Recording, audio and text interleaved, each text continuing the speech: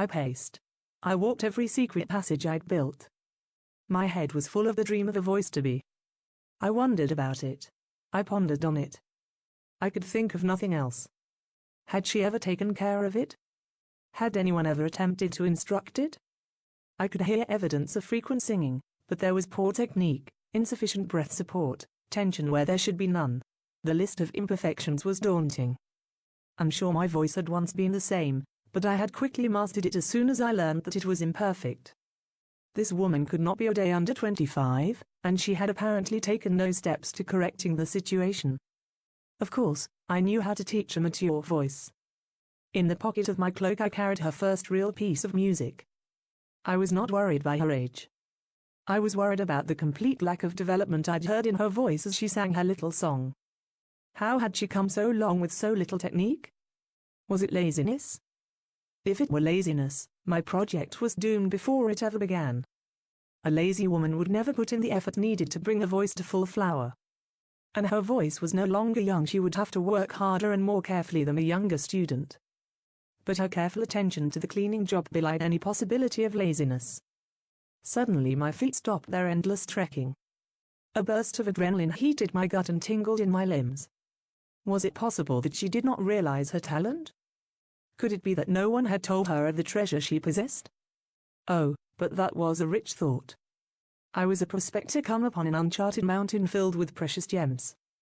The riches I discovered would be mine and mine alone until I chose to share them, and even then I would guard them closely.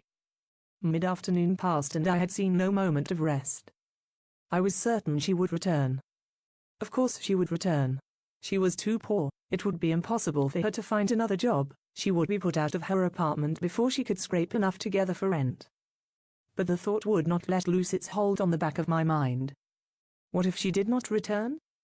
No, that was unthinkable, completely beyond conception. She would come. She would be shy, perhaps even suspicious, but I would speak to her kindly and dispel all doubts. I would awe her with my voice, and lure her with music. If she loved music at all, she would be unable to resist me.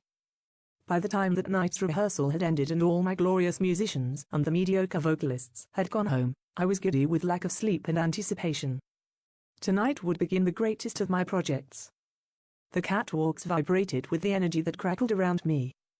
Soon she would come through the door, and soon she would come through the door. Soon she would come. In vain, I listened for the squeal of her cart and the bang of the door. The unthinkable was happening.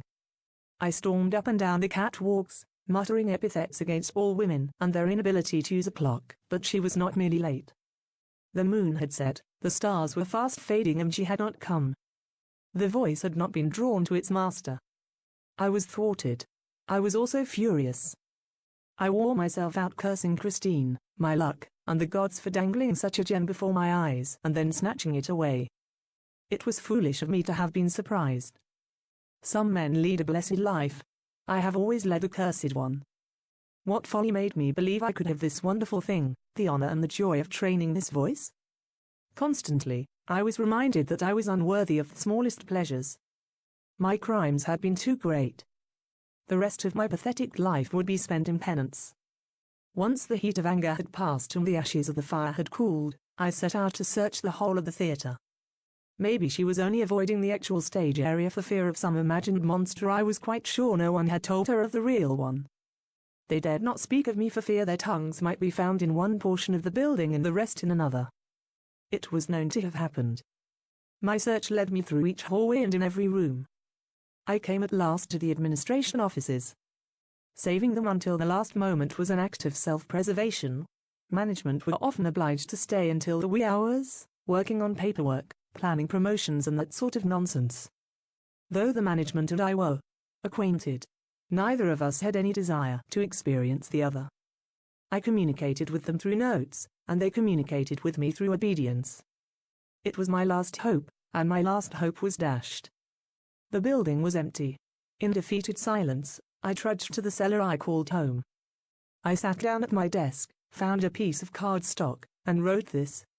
Dearest Peligny, see to it that our next custodian is a mute. Your servant, Og.